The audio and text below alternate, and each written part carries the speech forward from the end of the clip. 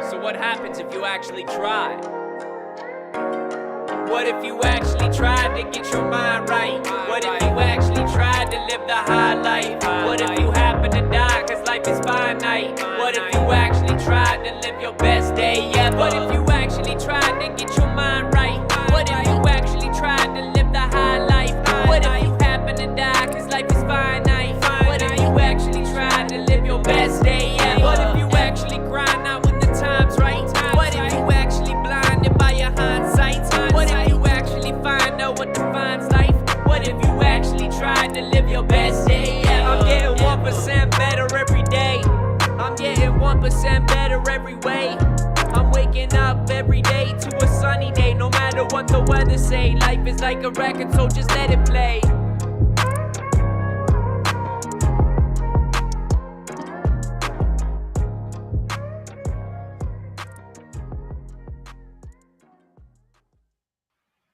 All right. Welcome back, everyone, to Best Day Ever Media. As always, I'm your host, Matt McKeever, joined by my co-host, Adam Martin. Hey, Adam, how are you doing? Good morning, Matt. Just had a fun morning here, picking ticks off May Day, so Canada stuff. But was walking around shirtless this morning because it's almost 20 degrees out here, I think. So She weird definitely November. seems to be a tick magnet.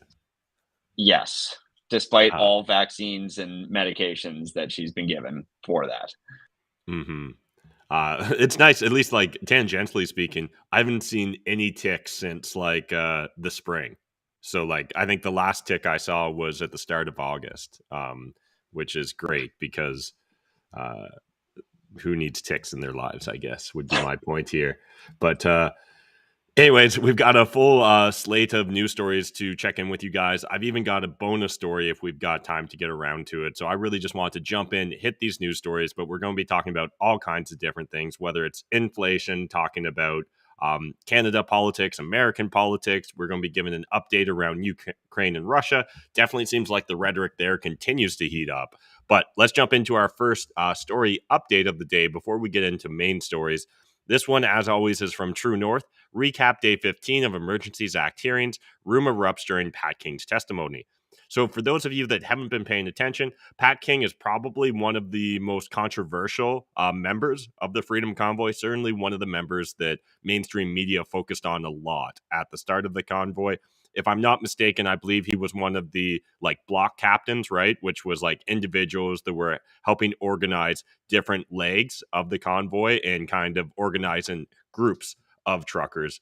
So I'm not going to get deep into Pat King's backstory or anything like that, but as always, links to this story as well as all the other stories that we'll be talking about today are in the Telegram chat because, again, don't let this be the end of your information gathering journey. Really, just let the show be the springboard or jumping off point.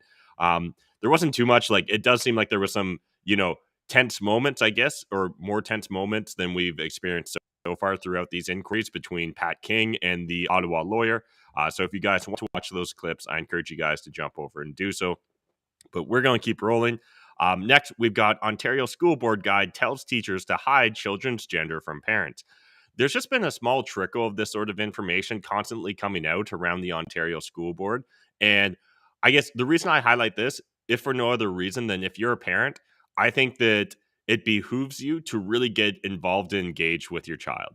You should understand what they're being taught. You should understand the rules around your local school boards because I think a lot of parents want to assume the best when it comes to schools, teachers, their unions, the education system, all that. And I can understand why you'd want to hope for the best here, but I think that you actually need to make sure you're verifying everything because I don't like this personally. Obviously, I'm not a parent, but I don't think that my sister would enjoy this either with her kids.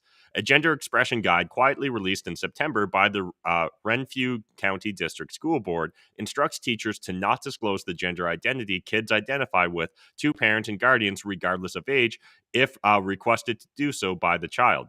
Changes to official records do not require consent from parents or guardians. However, legal guardians of a student have the right to access the student's records, writes the RCDSB.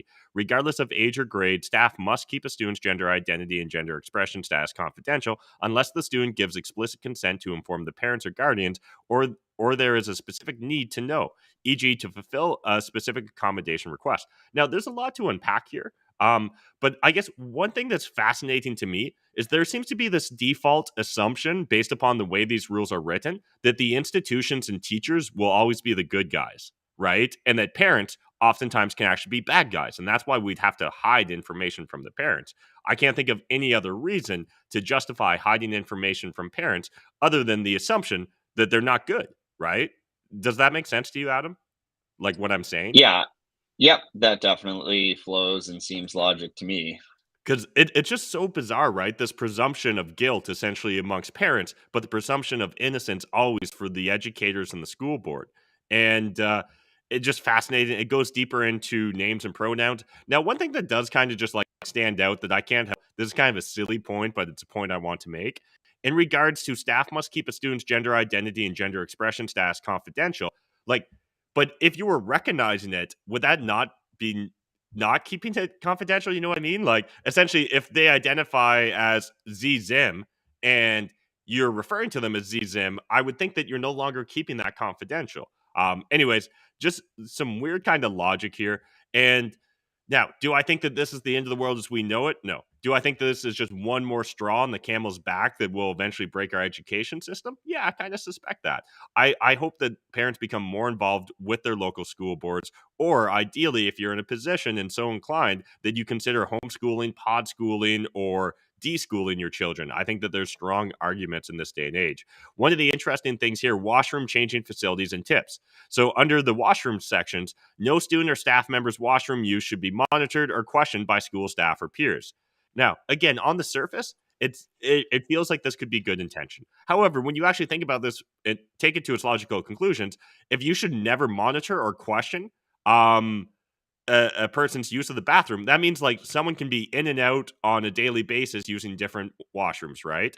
When looking at changing facilities, access to the change room as would be afforded to any other student of that gender identity. So again, you're literally talking here about just allowing people at a whim, right? You know, there's if nothing else, there's going to be some weird edge cases that come up around this, right? Maybe this doesn't become widespread and a massive issue for everyone, but I don't think it needs to be an issue for anyone. And I guess that's one of the reasons I want to highlight it for you guys. A couple other points here. The district will also issue report cards, diplomas, or any other documentation in the student's preferred name at the student's request. So, like, again, just kind of weird and bizarre here, but like, does that mean that if I want to be, I can't even think of something like silly or fun here, but like Homer Simpson, I'll get my diploma made out to Homer Simpson there because that's what I'd prefer to identify as. Like, is there zero accountability or zero questioning here?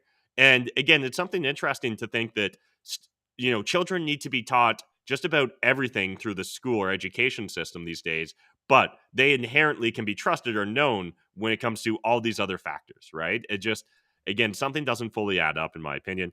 Therefore, staff should not disclose a student's gender identity to others unless there is a specific need to know, e.g., to fulfill a specific accommodation request. This is true regardless of the age of the student. So, again, parents, I implore you, get more involved in your child's education. Understand what's going on at your local school. I don't think that all schools are completely captured by the woke initiative and narrative, but I think we are going to continue to slowly see that descent down the slippery slope. So just wanted to highlight there. Again, we've got a lot of stories I want to hit upon. This one's a doozy.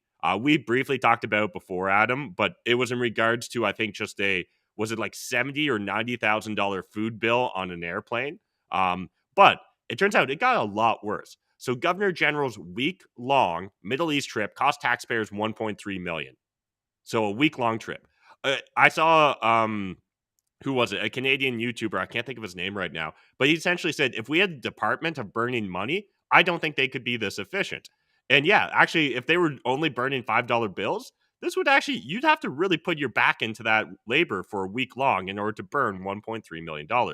A detailed itinerary for the trip indicates the Vice Regal and her entourage stayed at 5-star hotels during many legs of the trip. And this is a much bigger conversation, right? I know that we pick up individual examples and showcase them, but this to me is just the tip of the iceberg, right? This is top-down management here. So again, this person's leading by example. They do not care. They do not believe they actually have a fiduciary duty to the taxpayer. And so I think there's just this feeling that like this money just comes from the government, right? They don't understand that like we eventually will have to pay for those debts. Even though we're in deficit spending, at some point in time, the piper will have to be paid here. Further on in the article, I want to highlight while receipts put the total cost of food at $93,000, detailed invoices obtained by the Canadian Taxpayer Federation and National Post in September put food costs just shy of $100K and include such fare as beef Wellington, pork tenderloin, and carpaccio. Adam, I need you to tell me what that even is. Carpaccio is like a thinly shaved, cured raw meat. It's an appetizer. It's probably $20 a plate. Gotcha. Well, I'm guessing they paid more than $20 a plate, seeing how they racked up 100 racks on this bill. But complete with special meals plated on China for the vice regal and her husband, both referred to in documents as VVIP. So they are very, very important individuals. They are not to be mistaken for your run-of-the-mill VIPs. Like, this is just what, in my opinion. And there should be accountability here, right? Like, we need to hold these people accountable. And if we don't speak out now, they'll just spend and waste more of our tax dollars. And one of the interesting things the National Post in this article actually did, they pulled a fact from the Canadian Taxpayer Federation. So again, thank you CTF for doing this. But when thinking about that 1.3 million, that saying that money could have been used to hire 16 nurses for 1 year. I don't know. I kind of would rather 16 nurses than send the Governor General over to the Middle East. Or you could cover the income tax bill for 78 Canadians making $75,000. So I think that that's even more interesting to think that essentially 78 Canadians worked for a year so their tax dollars could pay for a week-long trip for the Governor General and her entourage. So again, just wanted to highlight the wild spending our government does on a regular basis, and perfectly references back to the story we had previously about the $6,000 a night hotel room that it appears Justin Trudeau stayed at during the Queen's funeral. Now let's jump over to the Western Standard. State of modern journalism terrible, testifies former CBC executive. And so first things first, probably one of the only times you guys are going to hear me agree with a CBC executive or a former executive. But yeah, and I actually really like the analogy they made here. This actually feels reminiscent of Bestot's, the libertarian thought leader, when his discussion around the Candlemakers Union. If you guys are unfamiliar with that, you can read the entire essay or all of Frederick Bestot's writings on the Mises.org Institute completely free. You can download the PDF. There might even be free audiobook versions. I know they've started rolling out a lot of that. But understand that essentially in that argument, he explores the idea of a candlemakers union lobbying against natural gas lighting. Because think of all the candlemaker jobs. But let's get deeper into this specifically around the Canadian media. So according to Blacklock's reporter, Gardner spoke at committee hearings on Bill C-18, the Online News Act. The bill would compel Google and Facebook to pay of ad revenues generated by linked stories at a cost of $329.2 million a year by the Parliamentary Budget Office estimate. So Bill C-18, this is a direct quote from Gardner, is a very bad bill. Google and Facebook out-innovated the businesses side of the news industry, and that is not a fairness issue. It's not a moral issue. It doesn't make them a villain, she said. If you imagine it's the 1920s, I make buggy whips and you make cars. And Bill C-18 is the government saying you need to give me money forever because nobody is buying my buggy whips. Absolutely agree with that. It's complete bullshit, right? You already get literally hundreds of millions of dollars in taxpayer subsidies already, right? CBC literally already gets 1.2, 1.4 billion on a good year of your tax dollars as well. Understand that this is one thing, not going anywhere, but two, we need to start really calling out this wildness because what other industries will we soon have to prop up as well? Like if it's the news media, why shouldn't other industries start to receive more and more bailouts as well? So again, that's from Western Standard, link in the Telegram chat. Now, let's jump over to post-millennial, and Canadian doctors encouraged to tell patients about medically assisted death. Now, on the surface, again, this is one of those stories where I can understand people being like, I don't know about this. But when you read and compare to other countries that have programs to made and understand they don't have this, then that's a reason for us to really question what's going on here. Guidance documents given to Canada's providers of medically assisted death say that doctors must bring up medical assistance in dying as an option when it's medically relevant and if the person is likely eligible as part of a doctor's duty to provide informed consent. So there's something weird about that Hippocratic oath, right? Like I thought it was to like do no harm and protect us, but it also sounds like it's to make sure that we know we can get the government to help us commit suicide if we're so inclined. The National Post reports that most jurisdictions in the world with legalized MAID prevent doctors from raising the practice with patients. Again, it's maybe one thing if an individual literally wants to explore it with their doctor and they're the catalyst, but for a doctor to be like, hey, you ever thought about suicide? Because the government can help with that. I've got very serious concerns. I know other individuals have concerns in the United States in particular around, gender transitions and the surgeries and medications around that and how an entire industry is likely to crop up, right? Because once there's a financial incentive, individuals are going to flock towards it. And I'm trying to think, I think it was the John Hopkins. I could be wrong here, but there was some individual that was a medical, like a manager for a hospital in the United States that did transition surgeries. And her main focus of one of her talks was on how profitable these surgeries are and exploring the idea of you've got a customer for life, right? Because you can't get off those hormones, right? Like once you get on that cycle, if you want to maintain that, you absolutely need to continue that. If you have gender transition surgery, again, like you need to maintain that stuff. You need regular appointments. It's a great, annual reoccurring revenue stream. And I'm concerned kind of about the MAID program here in Canada as well, because this could easily start to fall further and further down that slippery slope that I seem to just always bring up. Next from Global News, dangerous and draconian labor experts pan Ontario's notwithstanding clause use. So we briefly touched upon this earlier in the week about Doug Ford bringing in notwithstanding clause to essentially legislate and force educators and educator assistants back to work so that they couldn't strike. And while on the surface, I didn't give this a lot of attention. Partly it was just because I honestly was hoping it would disappear. Like I was hoping that this would just somehow solve itself before the end of the week, that he wouldn't actually enact this and we wouldn't find this moment. But this is just another sign of your authoritarian government doing authoritarian things. So I just want to highlight a couple key points here because, again, maybe like me, you guys were hoping this would just magically disappear without Canadians' rights having to be infringed upon.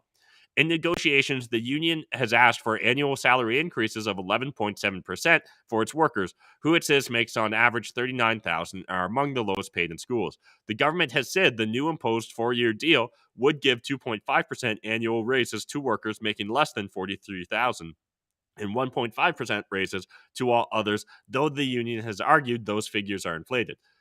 So, $39,000 first, assuming that's full-time wage, that's not a ton of money. 11.7% sounds like a lot of money, but when you look at where inflation is, it's actually just kind of keeping up. And that's using like government official inflation numbers, right? I think we all know the unofficial inflation's even higher. But let's explore why this kind of came about. The Ontario Liberal government's 2012 back to work legislation imposing contracts on striking education workers and teachers was eventually found to have violated bargaining rights, with the government paying millions of dollars in compensation to the unions. This time around, the government's use of the notwithstanding clause could be seen as a way to avoid those financial costs, says Alison Brayley-Rattay, associate professor of labor studies at Brock University. I just found that interesting. And I gotta be honest, I haven't seen anyone make a compelling argument for why Doug Ford's doing this. So, have you been looking at this at all, Adam? Do you have any hot takes here? Because this literally seems like political suicide, and I don't understand why he's doing it. Yeah, I don't honestly understand it either, and it's also putting him, like, under the scrutiny or, like, kinda under the gun from some other politicians as well that he may be trying to not have that type of attention from right now, like, with the Emergency Act inquiry, so I honestly don't really understand the play, but I can say, like, $39,000 is not enough compensation to be dealing with what these people deal with. Like, we're actually talking about, like, the janitors, right? Custodians and the like TAs, right? Or like the assistants to some of the special needs children and stuff like that. So like $39,000 is ludicrous. Literally on my drive here 2 days ago, I stopped in at a Starbucks because my dentist gave me a gift card for Starbucks, so I had to use the damn thing. And there was an advertisement right there in the window, $17.50 an hour to work at Starbucks as a part-time worker, or $18 an hour to work as like a full-time employee there. So it's like, okay, if you can work at Starbucks and grab $18 an hour, then $39,000 to deal with, like, arguably the kids who may need the most level of attention or most duty of care in the school system. Like, that doesn't seem correct to me, but I also don't really understand the notwithstanding clause itself. So It I still have to essentially do some like research on it that. allows the government for, and I forget the direct like terminology afterwards, but essentially allows the government to infringe upon uh Canadians' charter rights for a period of up to 5 years. So Awesome. yeah, That you sounds know, like an excellent use of power. And also, and it sounds five like their years is victim. actually kind of a long time. No, that's a really long time. And it also sounds like their victim is like a completely powerless entity that is only the largest union maybe ever. Well, and so, like, again, that's what doesn't make sense to me about any of this, right? Is like, for Ford, not pissing off the unions, I think would be one of the easiest ways to stay in power. And, him already dancing around the Emergencies Act is probably eroding his base as well, because I think there's at least a large subsection of the conservatives that probably don't like the Emergencies Act and would like to see him come out and speak out against it. Again, I imagine there's an also large portion of his base that wants to see him speak out and condemn the protesters. And so, like, I do not understand. But maybe it turns out Doug Ford really is as simple as he appears to be on the surface. I don't know. But I think the bigger story here, Adam, is very clearly your dentist is focused on reoccurring revenue. Once you go see her, here's a gift card, go drink some sugary drinks. Exactly. So that's just smart business. Now let's jump over to the CBC, and I want to highlight this. I'll leave it to you guys. You can decide whether this is a WTF story or not. I'm kind of treating it as just a story update, but anyways, let's get into it. Daniel Smith's rough first impression puts Alberta NDP in likely majority territory, new poll. So I'm always curious when these polls come out, right? And it's something that we've kind of speculated in the past, Adam, about as well. And what's interesting is it kind of feels like mainstream media really has their sights set on taking down Daniel Smith because, she absolutely dared to say that the unvaccinated have been the most prejudiced against people in Canada in recent memory. And obviously that's unacceptable because it's literally the opposite. They're the racists, they're the misogynists, they're the bad people, the anti-orthodoxers. And so I was scrolling through and looking at this, and I was like, I got to know what was the source of this poll because something just seems suspect. And unlike most polls, so one, I am going to give the CBC some credit here. They actually cite the details, but I'm not a pollster, so maybe someone that's much better at math and statistics can let me in on why this makes sense, but I'm going to share it with you guys. The CBC News Random Survey of 1,200 Albertans was conducted using a hybrid method, and I hadn't heard this term hybrid method before, a hybrid method between October 12th and 30th, 2022, by Edmonton-based Trend Research under the direction of Janet Brown Opinion Research. The sample was representative of regional age and gender factors. The margin of error is plus or minus 2.8 percentage points, 19 times out of 20. For subsets, the margin of error is larger. Now, on the surface, that sounds like almost every other poll you've read about, right? 2.8 is maybe edging up on a little bit of a higher variation than normal. Usually it's going to be like 1 point something you often read. But here's where we get into the details. The survey used a hybrid methodology that involved contacting survey respondents by telephone and giving them the option of completing the survey at the time, at a more convenient time, or receiving an email link and completing the survey online. Trend Research contacted people using a random list of numbers consisting of half landlines and half cell phone numbers. Telephone numbers were dialed up to 5 times at 5 different times of day before another telephone number was added to the sample. Now, previously, we kind of joked at him that like neither of us ever have answered a poll, right? And so like, how can you trust the polls? The response rate among valid numbers, i.e. residential and personal, was 16.3%. So that's fascinating to me in and of itself, right? That only 16.3% of people will respond to a pollster who calls them up to 5 times. I can't help but think that there's probably biases amongst the sort of people that are crazy enough to answer a pollster. But hey, that's just me, and it turns out the majority of Canadians, because the majority of Canadians clearly don't answer pollster phone calls. So just food for thought there. That essentially, we're looking at what, almost 84% of people that they attempted to contact didn't respond. And yeah, I mean, this is how we get things like loud minorities, right? Where you're just like, okay, so these 16 people that answered, like, how many of these people are actually sane, and what the hell are they talking about? And you're like, oh, okay, you found the only 16% of people that would ever consider voting NDP. I got it. Yeah.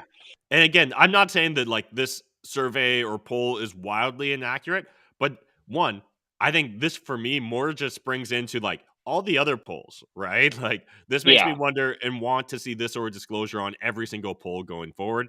So while I'll often criticize the CBC, and I think even the way they frame this is a little sus, I'm really glad that this was included in the article, because this at least like allows us to have a better understanding. And to be honest, I just don't take the poll that seriously. Again, I understand that they claim it's only a 2.8 percentage points error, plus or minus 19 times out of 20. But when I'm thinking that only 16% of the population would respond, I don't know. I kind of feel like Danielle Smith's base, there's a good chance that they wouldn't respond to these sort of polls, particularly if it was framed at all as coming from CBC News or some of these different research organizations. I think maybe another way to look at this data is 84% of Albertans are conservative and are just at work and not answering these fucking polls. Yeah, that easily could be as well. But again, they did try 5 different times a day, so you'd imagine some were like mornings and evenings. But let's jump over to Louder with Crowder. This one, I am certain, is a WTF story. Did you guys see the White House got fact-checked and then deleted the tweet that got fact-checked? So this just, I love this. This is like some Inception level shit here.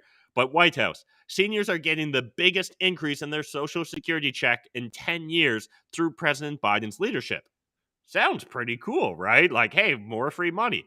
Well, here's where the fact check comes in. Readers added context they thought people might want to know. Seniors will receive a large Social Security benefit increase due to the annual cost of living adjustment, which is based on the inflation rate. President Nixon in 1972 signed into law automatic benefit adjustments tied to the Consumer Price Index. So essentially, the TLDR here is the White House bragged about how they jacked up inflation, and that's going to get seniors more dollars, but essentially buy them nothing more. Dude, I love that. And so this actual tweet got deleted? Yeah, they deleted it like once they got fact checked. Because, you know, awesome. Their feelings probably got hurt by the fact check. And I assume that there's some intern right now that's getting in a lot of trouble over this, even though I'm sure it's not the intern's fault. They probably literally just copy pasted whatever they were told to do. But anyways, I found that funny. One other WTF story, and this one's more of a white pill, I guess. But I just wanted to share with you guys, I almost never want anything for Christmas. And yet here, I kind of feel like I found something that I want for Christmas. So before we show the video, this sweater developed by the University of Maryland is an invisibility cloak against AI. It uses adversarial patterns to stop AI from recognizing the person wearing it. So I'm going to pull up a big screen here. Hopefully this all works. But I just found this absolutely hilarious, but also, making some notes here. Come on. So for those of you that are simply listening to this episode, what you'll see here is there's a dude on screen. AI's picking him up perfectly. He then puts on the sweater and immediately disappears from the AI's ability to figure him out. And the reason is because essentially the sweater is a collage of a bunch of different photos that include like humans. So like it's got like, human bodies and different patterns on it. And apparently it just freaks out AI. And you can see the AI is picking up anything that looks like a human. But again, the moment he puts on the sweater or even holds up the sweater, he disappears. Yeah, that's wild. It's strange that it doesn't acknowledge his face, right? Because again, if you're just listening to this, he's like an average size male. He's a pretty big guy. I mean, he's probably 6 feet tall, 200 pounds, and like he just puts this sweater on, and the AI doesn't even seem to recognize his face. Like his face just disappears from its recognition boxes. I partially think the reason for that is that it assumes that his face is like either a photo or something because there's no body Right. associated with it. Um, Right. but this is fascinating because I'm not sure those of you that have like looked deep into AI and stuff like that, but there's also certain like patterns you can like draw on your face, right? With like the same stuff that like football players will use. And again, like a handful of these patterns will actually just like make your face disappear for AI. Um, might just you want to note this down for future references. Because depending upon how the Emergencies Act plays out, we'll see how many Canadians end up getting fined and charged for daring to protest their government back in February of 2022. And I think we all know that they primarily use AI cameras in order to like at least do the heavy lifting on that sort of research. But let's jump over to our first main story of the day. Actually, I guess first things first. Adam, did you have any recommendations for people? I've actually been just kind of, packing and moving, so I haven't been consuming a ton of content lately, but I have actually been listening back through the Terminal List book series. So I'm on book 3 right now, and it's The Savage Son. And again, just an excellent exploration in a fiction-based novel series where I believe that the author is sharing a lot of his insights from like the Navy SEAL community and some of his missions abroad. And just sort of some of the moral or ethical qualms that he would have with big government. So, really fun exploration of that in a fiction setting.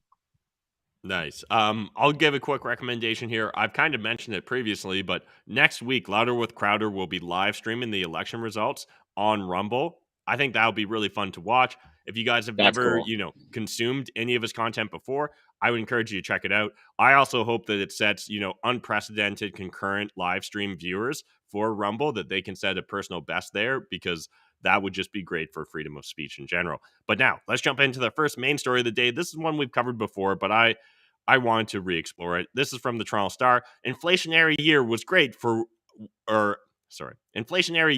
great one for Loblaw report finds.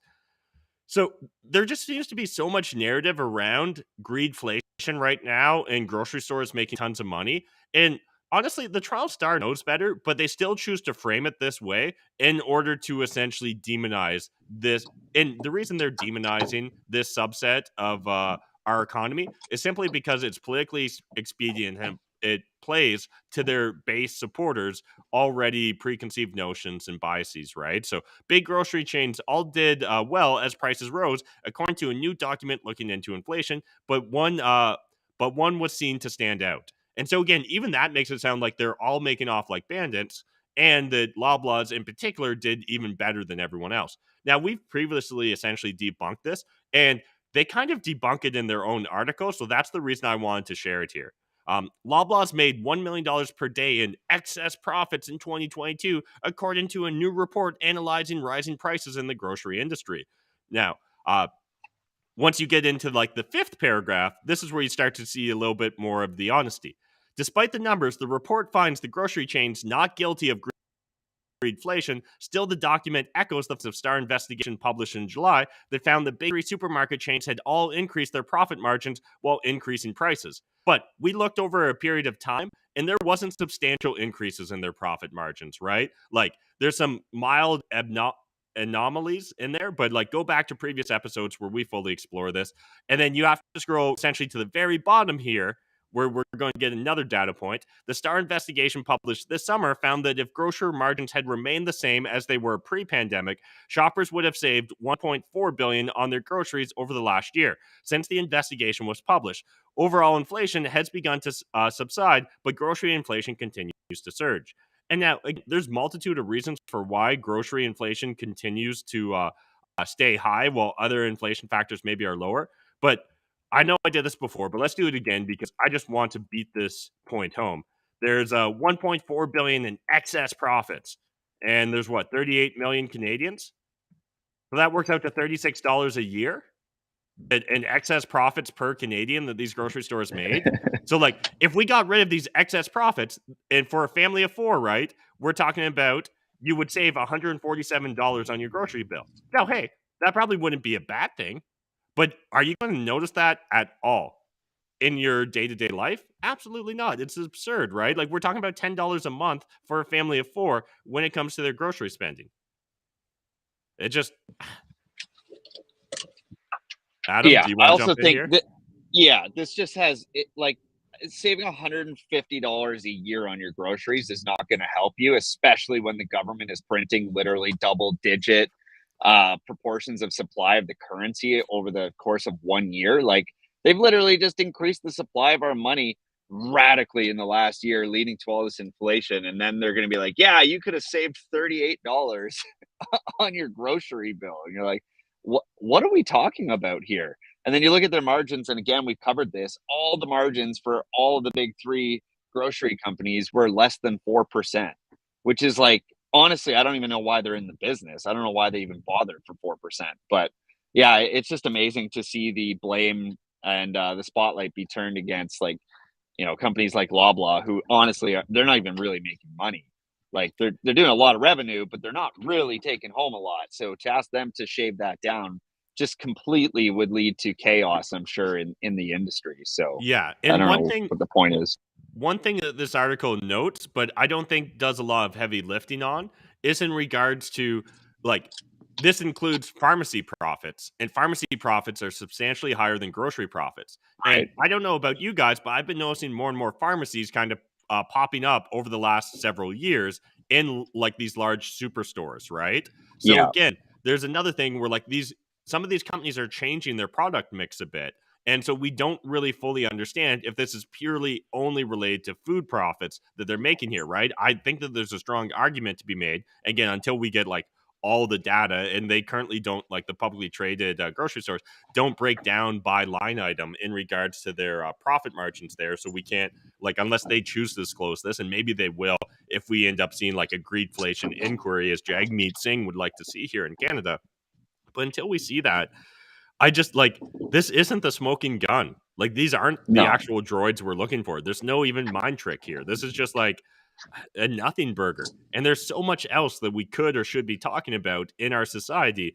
And to see mainstream media constantly being this drum of, like, demonizing grocery stores, like, if they break up the grocery store monopoly, I almost guarantee you we're going to get higher prices, right? And again, it's not a true monopoly. Essentially, like, there's, I think, 3 main players. They control about 60% of the market.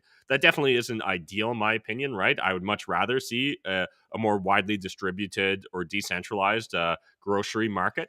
But at the same time, understand that there are going to be massive scales of efficiency for these operators, right? So again, that's my biggest fear. Yeah. I mean, think of just third-party logistics, right? Like, never mind, like, how they're able to kind of circulate some of their products to keep them inside their sort of windows of best use. Like, when you're looking at your produce, when you're looking at things that expire, like, these grocery stores are able to take products of varying qualities and put them out to their various chains, where, like, your no frills will have potentially a lesser quality product, but that allows Loblaw to actually still sell that product and then maintain better brands at the same time. And you're just like, you're looking at all this and you're like, well, the mom and pop shop downtown that just doesn't have the distribution networks or the third party logistics setup, or even just the CRMs and, like, the ability to manage their actual product in the same way that a company like Loblaw would, like, immediately you're going to lose scales of efficiency there, like, instantly. Plus you're going to lose buying power. Plus you're going to lose a massive customer base that, again, allows you to sort of smooth over your demand for your product across a bunch of different brands and locations. And it's just like, I literally don't get it. And then they choose to use the word in this article, excess profits. Dude, 4% is not goddamn excess profits. I'm sorry, but it's just not. Like, I don't, and I also don't know at which point it is excessive. But 4% most certainly is not. And that was literally, I think that's rounding up. I think the highest was like 3.7 or something. So, like, seriously. Yeah. So anyways, just wanted to share that with you guys before we jump into the next story here. This from Tim Cass. We're going to get a couple stories around what's going on in Russia. I don't know what the fuck's going on in Russia. That's the TLDR here. But Russian military leaders discussed using nuclear weapons, U.S. officials say. So the intelligence about the conversation among Moscow's top military brass was circulated within the U.S. government in mid-October. According to the Times, during the same time, Putin moved 11 nuclear bombers to Russia's Olenia air base, just 115 miles from the border of Norway, a NATO member country. So there's a few things to unpack here. My understanding of the way like a nuclear strike from Russia would work is there would be more individuals than just Putin that would have to order this in order for it to be executed. But just wanted to highlight that because I don't know if this is true. That's definitely concerning. And then jumping over on the flip side of things, we've got this from Zero Hedge and Tyler Durden. Russia to present evidence UK special forces behind Crimea attacks. So Russia said it plans to summon the British ambassador in the near future in order to present evidence the UK was behind the operation, which had threatened to collapse the UN-brokered Ukrainian grain export deal. And so this has to do with their Black Fleet being attacked, right? So, anyways, if you think any side is telling you 100% the truth right now, like, you need to give your head a shake, in my opinion. You need to really look yourself hard and long in the mirror and ask yourself why. Because I just don't see any reason any of these entities are telling us the truth. But speaking of telling us the truth, I think this one's kind of interesting and didn't get a lot of play in mainstream media from what I saw. UN Security Council votes down probe into biolabs in Ukraine. So you guys maybe will remember this was a talking point from RT and Putin originally, that one of the many reasons they claimed that they went into Ukraine was because of biolabs the U.S. were operating in the Ukraine, right? And now we all know that the U.S. government would never operate black sites in other countries, particularly in Eastern Europe, like in Poland, to like torture people. Like that shit would never happen ever during the war against terrorism. So obviously they would never operate biolabs in Ukraine either. But what I do kind of find interesting is the vote and how the vote broke down. So US, Britain, and France voted against Russia's proposal, but crucially China backed it. So you've got 3 yes, or 3 no, 2 yes, while 10 rotating council members abstained from the 15-nation body. So you had 1/3 of the parties vote. You've got US, Britain, and France. You could argue they're essentially the same entity, right? Like they're under NATO. They walk very much lock and step with each other. Russia and China, I would argue, are slightly more separated entities. Again, they're often going to be in alignment on a lot of political issues. But what I find fascinating is the other 10 nations didn't want to get involved in this shit show. But I would argue if you, again, if you had nothing to hide here, right? If you knew that this was just outright Russian propaganda, why wouldn't the US be like, go ahead, buddy, embarrass yourself on the world stage, right? You're not going to find any evidence. So I don't know, just spidey senses tingling a little bit on this. And again, maybe the UN is this corrupt organization and the US realizes it, and that's why they can't allow this to be investigated. But otherwise, why couldn't you, right? Like, I don't, again, this is a little bit different than with an individual right and their personal rights, in my opinion, versus a world actor who willingly participates in the UN. Why wouldn't you be like, go for it, buddy? Like, we got upset when Iraq and we get upset when Iran won't let UN officials constantly review what's going on in their nuclear programs, right? Or claimed previous nuclear programs. And yet here, the US, Britain, and France don't want anyone looking into the potential biolabs in Ukraine. Just very sus. Adam, any thoughts? Yeah, I still don't really understand the purpose of having something like a UN if everybody can just abstain from voting. I think that to me is one of the more interesting things here. Is just okay, so US and Britain and France are this little cabal that get to swing their weight here. And interesting that China backed it, obviously, but what's up with just being able to not state your position? Are you or are you not a united nation, right? I don't get it. Because a united nation to me seems like they would all have to have a voice. Well, yeah, and the reason that we've got these rotating council members is to hear their voice. That's one of the arguments, right? Is to have smaller countries be able to voice their opinions in these serious matters. But again, obviously, there'd be a crazy amount of politicking going on behind the scenes with this. I don't think, again, you're wildly naive if you believe that the way this rolled out was every country just voted in accordance with their heart. as in they didn't talk to Yeah. both sides before, that horses weren't traded, right? That like shenanigans weren't afoot. Yeah, just always beware the person who doesn't want to shed light on truth, right? Like, well, what are you up to, man? Like, I don't get it. Hmm. And then obviously there's some questionable quotes previously that we've heard from U.S. politicians and things of that nature. I like, I don't know. Were they run biolabs? Were those biolabs doing anything bad? I'm almost positive we'll never know. Like so many things in this world. Next, this is going to be a quick story, but just want to highlight this. This is from feestories.com, an introduction to politics for the politically clueless. So if you're politically clueless, I think this is a useful exploration to maybe understand where you line up on various positions.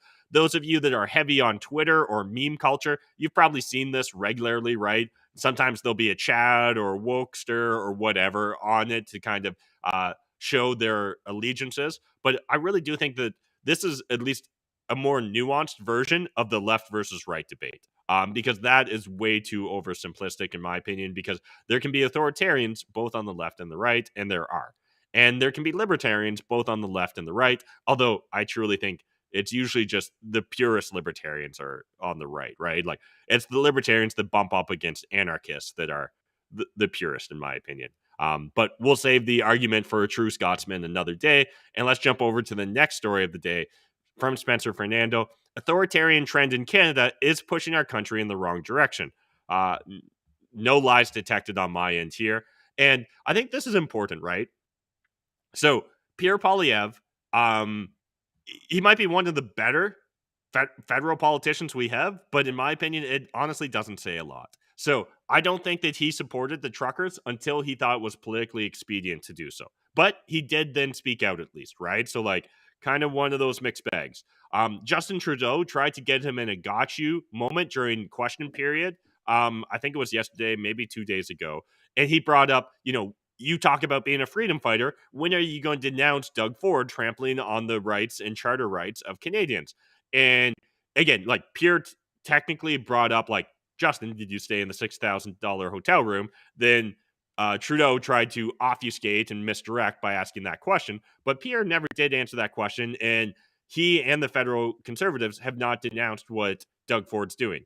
So I, if they're going to claim the higher moral ground here in regards to caring about Canadians' freedoms, like, come out with a statement. Either denounce it or explain to us why this isn't a bad thing, right? Like, I would like to know that from Pierre, because I think the reason he won't is it probably wouldn't be politically expedient to him to call out Doug Ford on this, right? He probably needs allies in the Ontario Conservative Party movement in order to potentially have a successful bid for a prime minister in future federal elections here in Canada. One of my big concerns that Spencer explores here is the normalization, right, of authoritarian measures when it comes to Canadians' rights, politics, all that jazz. And this is something that I just seem to see time and time again whenever I look at new rules and new policies. But that's it for the 4 main stories of the day that I want to explore with you guys today. There's a bonus story, though, that I really wanted to hit upon. In fact, 2 bonus stories from Zero Hedge here. So this first one, this is authored by Mark Jeftovic via bombthrower.com. So, the dude might be a little bit biased in his own ways, but his article here is titled, No, there will not be any pandemic amnesty. And so I think he highlights a handful of points that are worth discussing here when we're thinking about the idea of amnesty and how we actually try and move forward. Vaccines were never tested or proven to stop transmission. We've literally seen that now admitted by Pfizer officials. We've seen politicians be like, well, we kind of always knew that, and kind of backpedaling a little bit. The fatality rate was below 1%. The word that starts with I that I'm not sure I can still say on YouTube, but the eye drug worked. I don't think that there's like pure definitive proof that it worked, but I think that a strong argument can be made that it did no harm. And so either it was maybe a bit of a placebo effect, or maybe it's a net benefit. Who knows? But I think that there's an argument that the idea of referring to ivermectin as horse paste, that is just like, it's embarrassing me that the Canadian media still puts out that narrative. Literally within the last month, we've had 2 different stories from 2 different subsets of journalists here in Canada. Both of them get paid by the Canadian government who were pushing that narrative. And then Here, masks don't work. Again, they essentially, for all intents and purposes, are ineffective. Lockdowns did more damage than good. Yes, I 100% agree with that. Trying to actually prove that, though, I think is very difficult because, like, it's such a complicated subject matter. We don't have, like, any real, like, we don't have, uh, what's it called? Like, in a proper study, right? Where you've got your base case and then you actually, like, go and, uh, Yeah, a what's it control study. yeah, we didn't have any sort of control sets right here when looking at these studies. So again, it's hard to make a strong argument for it.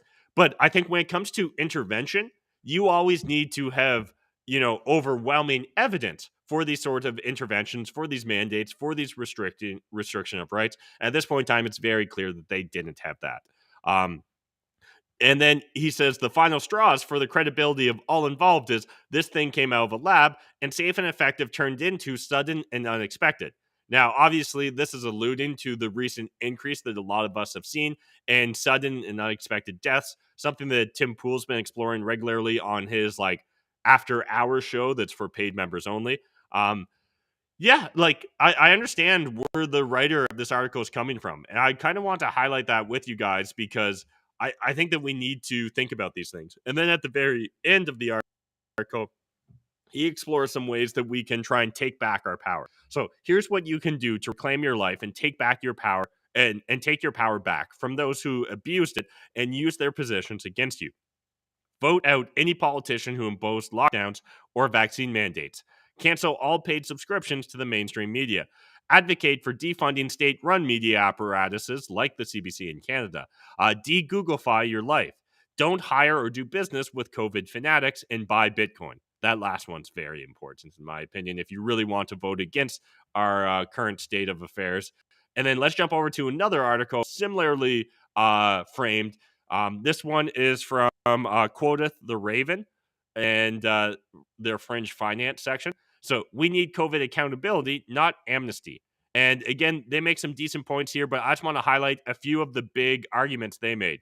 For example, Remuson reported in January 2022 that Democratic voters supported the following COVID policy ideas. My annotations in bold.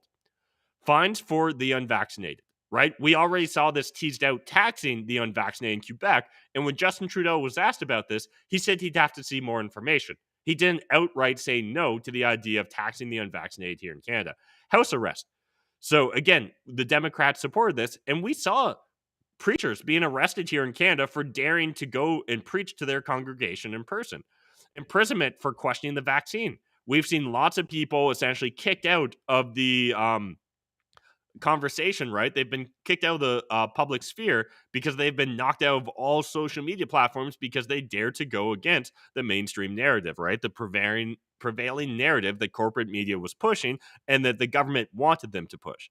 We saw forced quarantine, right? Again, think about that. If you cross the border here, they demanded that you quarantine for 14 days. They claimed that if you came across people that were sick, we literally had articles, I believe it was from the Toronto Star here in Canada, that had an article about a mother that was isolating their young child because they had COVID. And so for days at a time, we're locking them essentially in their room and just delivering food to them and not seeing them. Like, this stuff should not be forgotten. And in order to forgive, I think first they need to admit fault and we need to look deeply and hardly into how did this happen, right? And how can we make sure this never happens again? And then stripping people of their children. So again, literally the Democrats supported this. And we saw at times during the Freedom Trucker Convoy protests, people hinting that, the CSA or whatever here in Canada, that essentially they might take your children away. We also saw them saying that they might take your animals away if you were at the Freedom Trucker Convoy protest here in Canada. So I think these were important points to explore. I think we'll have continued conversations around the idea of amnesty or how we move forward as a society. Step one here in Canada, though, is we need to admit these things. Like, I don't think that the mainstream media has even came close to admitting this. You might see the occasional opinion piece in the National Post that starts to flirt with some of this, but like no one's outright saying this yet. And that should be embarrassing for all of us here in Canada. Adam, anything you want to add?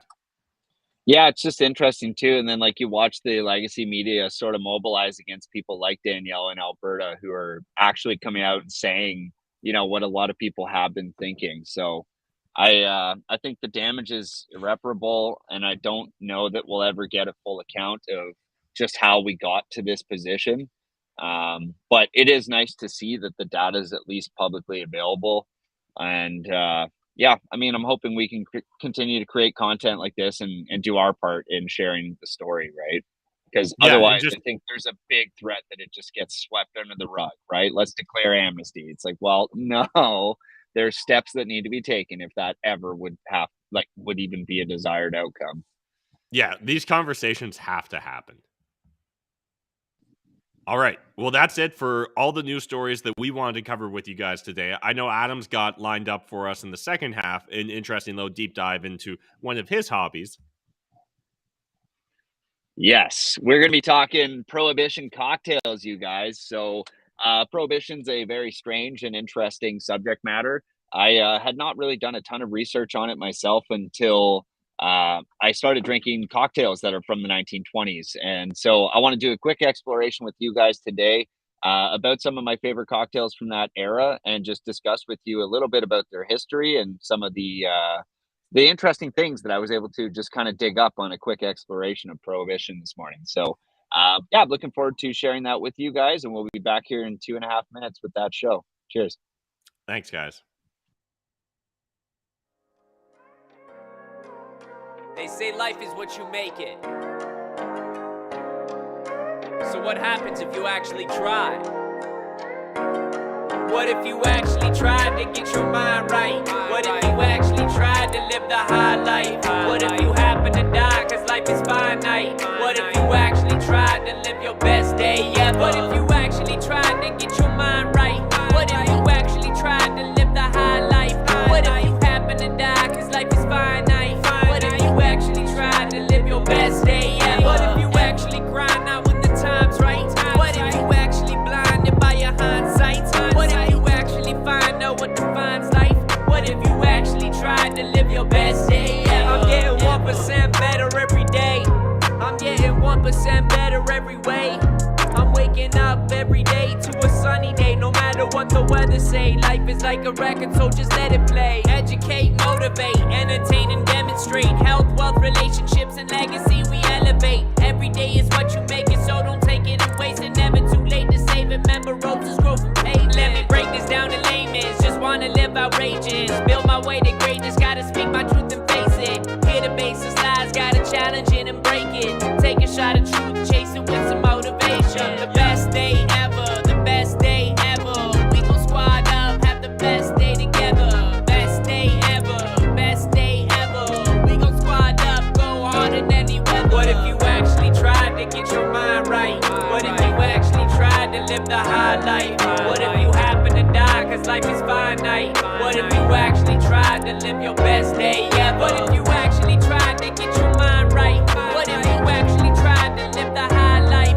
What if you happen to die cause life is finite? What if you actually tried to live your best day ever? What if you actually grind out when the time's right? What if you actually blinded by your hindsight? What if you actually find out what defines life? What if you actually tried to live your best day ever? I'm getting 1% better every day. I'm getting 1% better every way. I'm waking up every day to a sunny day, no matter what the weather say. Life is like a record, so just let it play.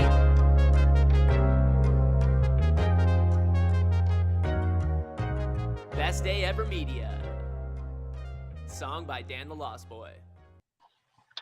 Hey everybody, welcome back to Best Day Ever Media. Today is actually episode number 24, and we're going to be talking about Prohibition cocktails. I'm a huge fan of cocktails. I love the craft of it. I love the artistry of it. I love the garnishes. I love the cups. I love the glassware. And most of all, I love the flavors that you can explore and some of the different combination of taste. And today I wanted to talk to you about a class of cocktails that was really born during a historic point for everybody in the US, which was Prohibition. Prohibition was a very interesting time in America, and it was kind of put forward here. I'm just going to share my screen. It was kind of put forth by some various different groups. So we basically had the temperance group of women that were essentially they were Catholic women that were trying to push the idea that, like, alcohol in today's society, as it was in the 20s, was getting a little bit out of hand. I mean, people were drinking all of the time. They were drinking morning, afternoon, evening, nights. They were drinking on the road. They were drinking, at work. They were drinking at the doctor's office. They were literally drinking on the floor of their factories. So, some of these women got together and they started this movement that really started to kind of bring into light, the concept that, like, maybe there's a better way to do things. And there was this gentleman named Wayne Wheeler, who essentially was one of the founders of the Anti-Saloon League that contributed to prohibition actually coming in to law in America with the 18th Amendment. And so it was kind of interesting because what he was pushing essentially was this idea that we could reduce violence, we could reduce some of these societal issues, and it would generally lead to greater productivity in the market. But one of the things that was going on in the 20s was that uh, about 40% of the government's taxes were actually coming from the alcohol industry. So alcohol taxes made up about 40% of the government's income.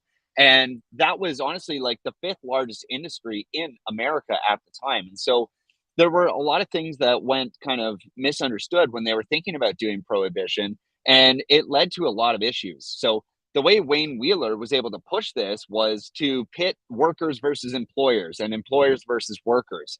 He basically marginalized every group that had contentions in society and was able to push this politically to the point where J. Edgar Hoover was the one who was ready and did pass the 18th Amendment, creating the prohibition rules. So essentially, what he did is he told the workers that they were being enslaved by their employers, and then told the employers that their workers were too drunk to be productive, right? And so they were blaming alcohol for having a contribution on this. He would then tell the blacks that racism was compounded by alcohol consumption and what it did to white people, and white people were told that the black people were being more aggressive and were heathens because of alcohol.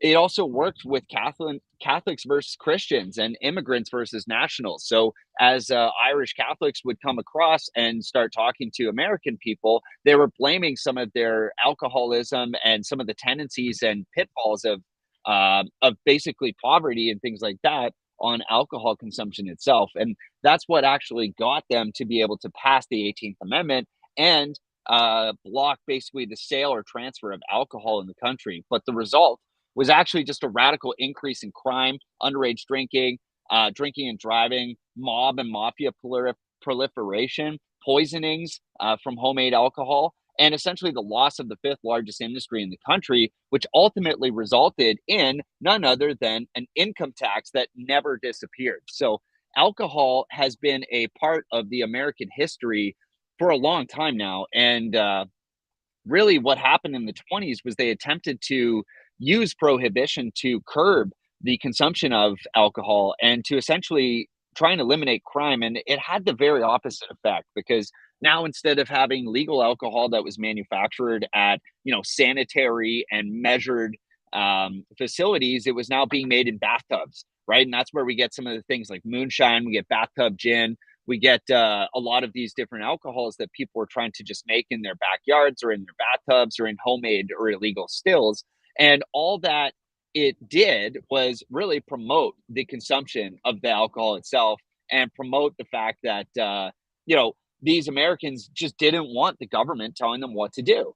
And it was such a big and deep and ingrained part of society at that point that it was an impossibility that it would ever be actually removed from their culture. So prohibition spawned a bunch of different cocktails. A lot of them are gin based, because when the stills were all shut down, when whiskey production was shut down, when all of the distilleries were closed down for prohibition, which some of them weren't, by the way, look into the history of Seagram's.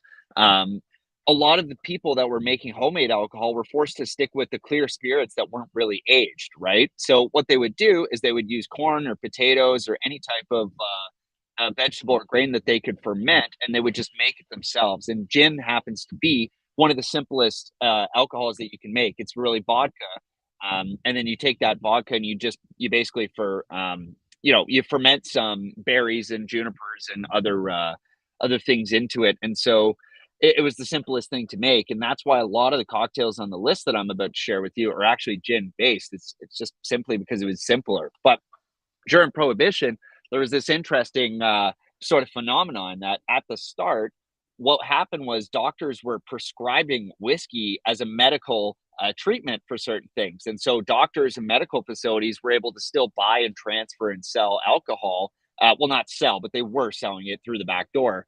And the product of this was just widespread corruption, right? The only other people that were able to really handle and distribute alcohol at the time were priests and rabbis. And so all of a sudden, everybody was a rabbi and everybody was a priest, and everybody wanted a medical practice because they could buy the alcohol legally, hire the guns to steal the alcohol from themselves in transit, and then turn around and sell that alcohol for profits out the back door.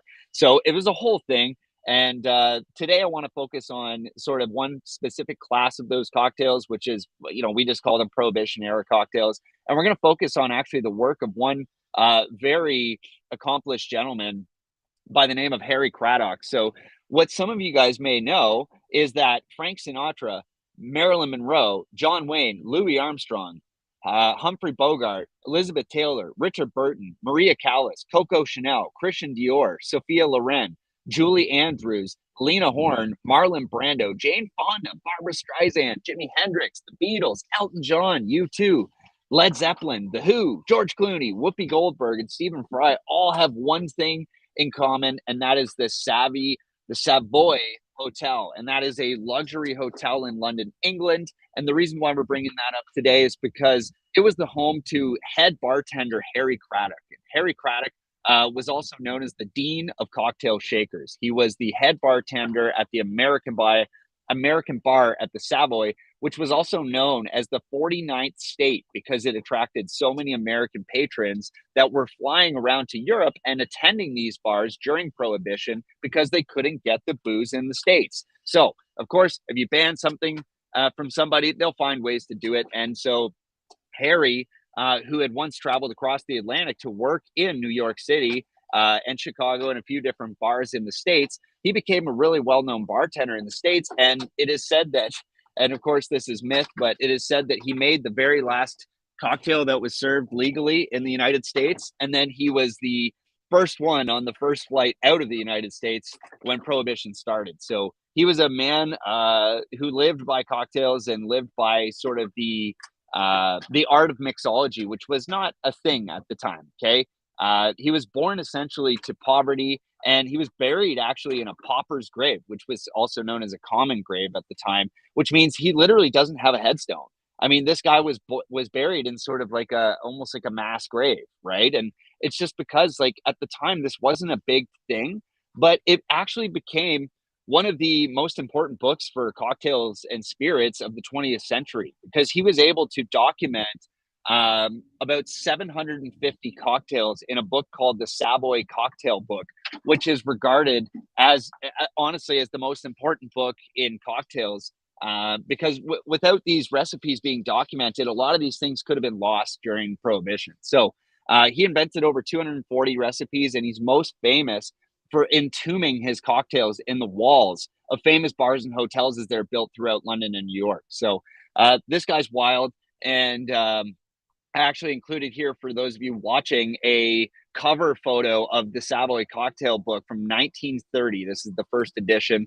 And you can actually look online and buy these right now. And they're only about $1,000 if you wanted a first edition. So this guy will be remembered forever because of this book. And I think that's an excellent reason to remember his legacy and why we're still talking about him today. But that brings me to our first cocktail.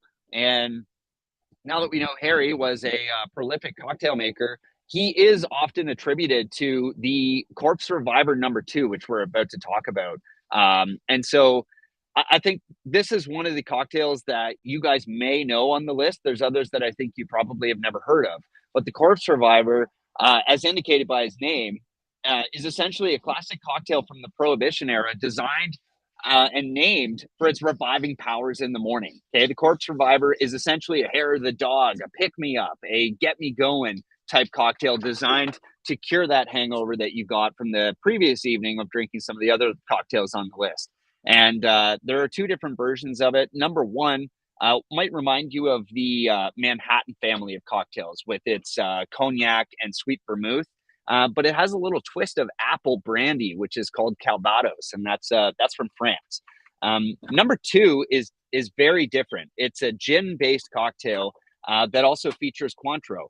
Cointreau being basically an orange liqueur, right? So we've got orange liqueur, we've got Lillet Blanc, which is a floral wine-based liqueur coming out of France, and then we've got 3/4 of an ounce of fresh lemon juice, and then you finish it off with a dash of absinthe. That absinthe will give it that nice sort of spirit forward, almost licorice kind of flavor at the end. And depending on the absinthe you get, it can really change the character of the drink itself. So whether you're a number one fan or a number two, these cocktails are best enjoyed in the morning to get you out of bed and get you going. Maybe have it over brunch if you're nursing a hangover on a Sunday morning. But these cocktails will never do you wrong. And number two, again, is attributed to the great himself, Harry Craddock. So number two is delicious. This brings me to my next cocktail. Speaking of kind of morning cocktails or brunch cocktails, and that's the French 75. The French 75 was actually named after the 75mm field guns used by the French in World War I. And this is a really light and bubbly cocktail, and it's perfect for all hours of the day. But most people, I find, prefer to enjoy it over brunch. So if you usually jump and grab for a mimosa, maybe next time try a French 75 and see if that's not good for you as well. And sorry for any background noise. I got Mayday here torturing me right now with a stick on the deck because it is, of course, a beautiful and sunny day outside. Anyways, the French 75. So before we move on, I wanted to just bring these up. We can't include them in our article because we will probably have some copyright issues, but here are photos of these beverages. So if we're looking at the Corpse Survivor number one, you can see here it's a very dark liquid. And again, this is where I was saying it is sort of reminiscent on the Manhattan style of beverage family. So, this might remind you of Manhattans. Might remind you of an old fashioned, but it's got that sweet vermouth in it. So definitely more Manhattan style. Corpse Survivor number two is a very light beverage, garnished here often with a lemon twist. And goddamn, these things are perfect for morning. And of course, we've got the French 75, which I would say is maybe one of the most popular ones on this list that you definitely would have heard of. And essentially what the French 75 is an ounce of gin. You could also swap that out for cognac if you choose. But 1 ounce of gin, half an ounce of lemon juice freshly squeezed, half an ounce of simple syrup, 3 ounces of champagne, and garnished with a lemon twist to keep it fresh there. And I just realized that I didn't actually say the recipes. If you are just listening to this at home, the Corpse Survivor number one is 1 ounce of Calvados, 1 ounce of cognac, and half an ounce of sweet vermouth. And honestly, I would take that down to a 1/4 ounce of sweet vermouth because vermouth is one of those things that you can very easily overdo. Corpse Survivor number two is 1 ounce of gin, half an ounce of Cointreau, half an ounce of Lillet Blanc, and 3/4 of an ounce of fresh lemon juice with a dash of absinthe. And that brings us to our third beverage, or I guess fourth technically, which is the Sidecar. There's tons of stories about the Sidecar's history. Lots of bars have kind of claimed that they were the first to do it, and it was because a patron showed up with a sidecar, which is like those little cart things that attach to a motorcycle to allow a passenger to ride kind of in tandem. Lots of people have claimed it. I couldn't find any concrete evidence as to where it came from.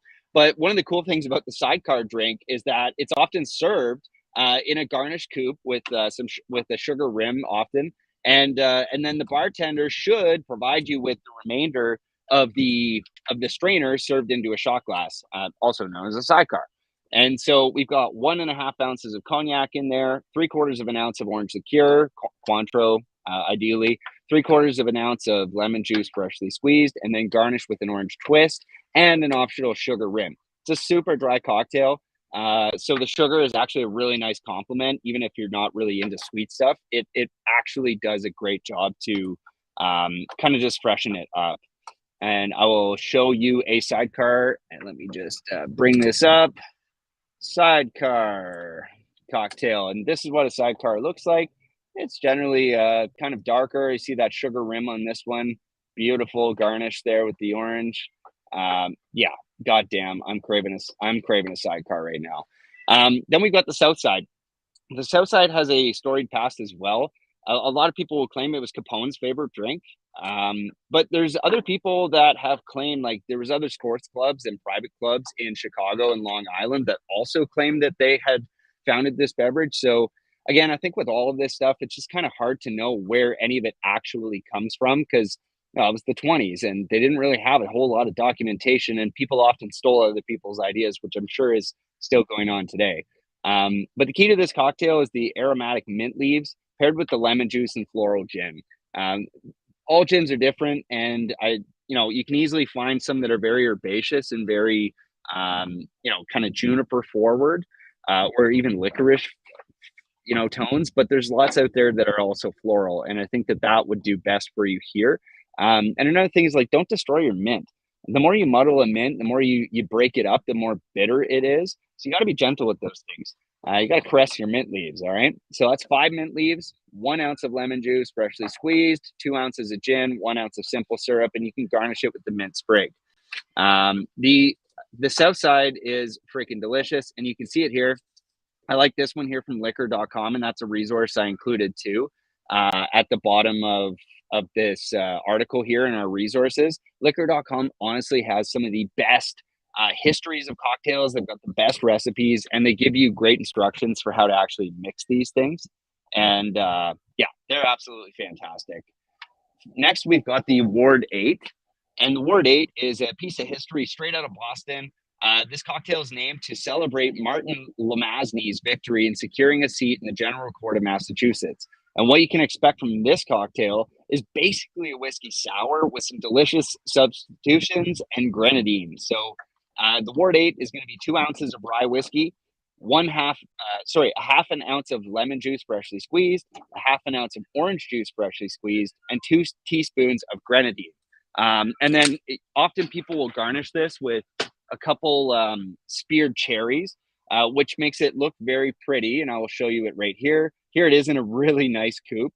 I absolutely love the glassware used by some of these mixologists here. And you can just see there, like, the high quality cherries. Don't be buying those goddamn red cherries at the Dollarama. Okay. Go get some real cherries, get some Luxembourgos, get some nice stuff to garnish your cocktails with, because honestly, what's the point of life if we can't enjoy it?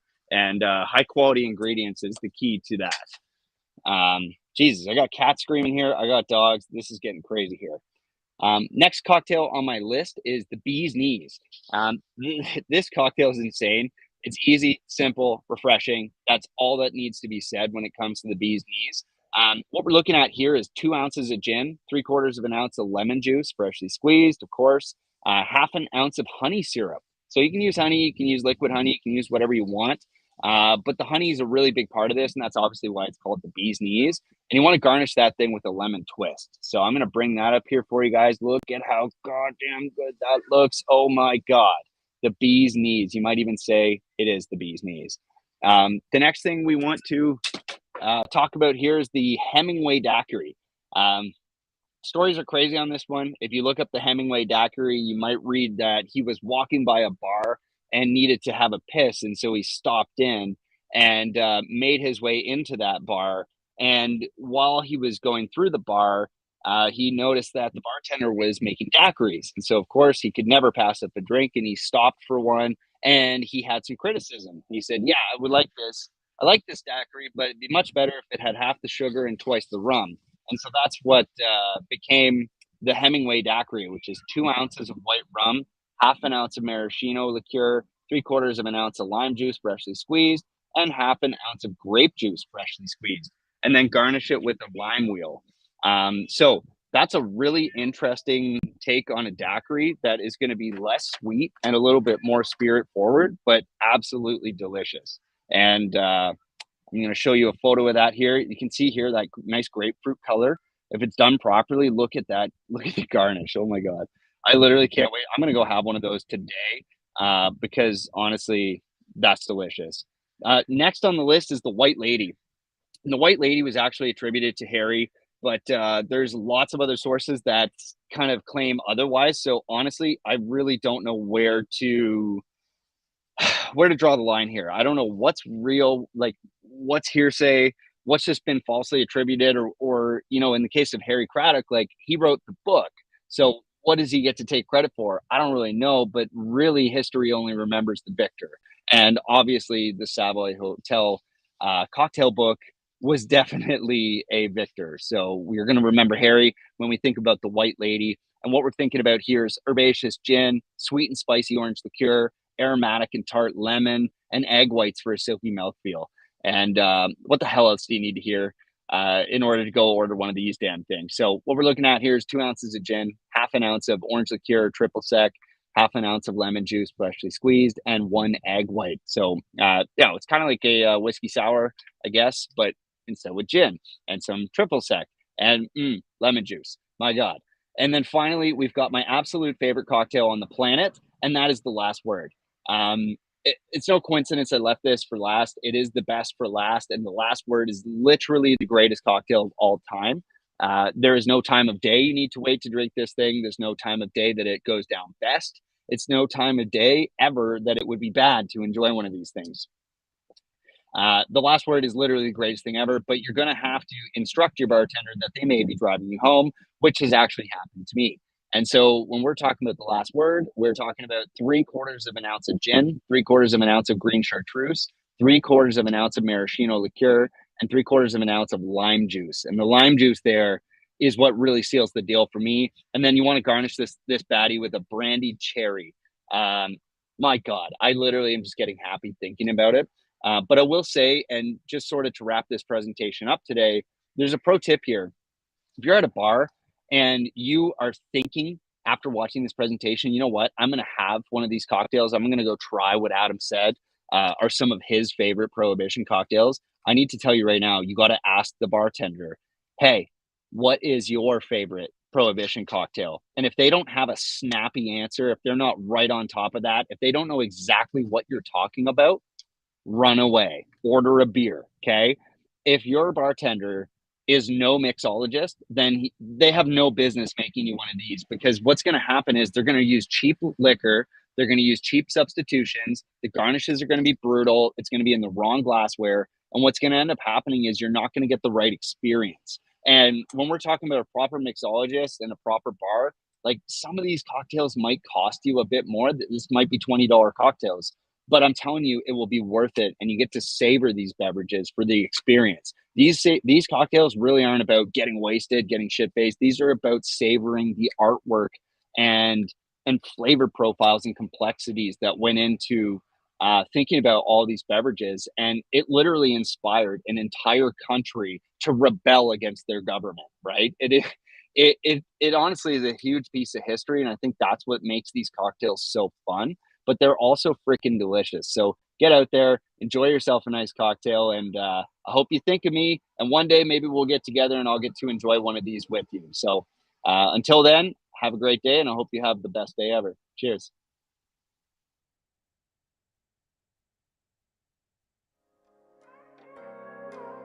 They say life is what you make it. So what happens if you actually try? What if you actually tried to get your mind right? What if you actually tried to live the high life? What if you happen to die cause life is finite? What if you actually tried to live your best day ever? What if you actually tried to get your mind right? What if you actually tried to live the high life? What if you happen to die cause life is finite? What if you actually tried to live your best day ever? What if you actually grind out when the time's right? What if you actually blinded by your hindsight? What if you actually find out what defines life? What if you actually tried to live your best day ever? I'm getting 1% better every day. I'm getting 1% better every way. I'm waking up every day to a sunny day. No matter what the weather say, life is like a record, so just let it play.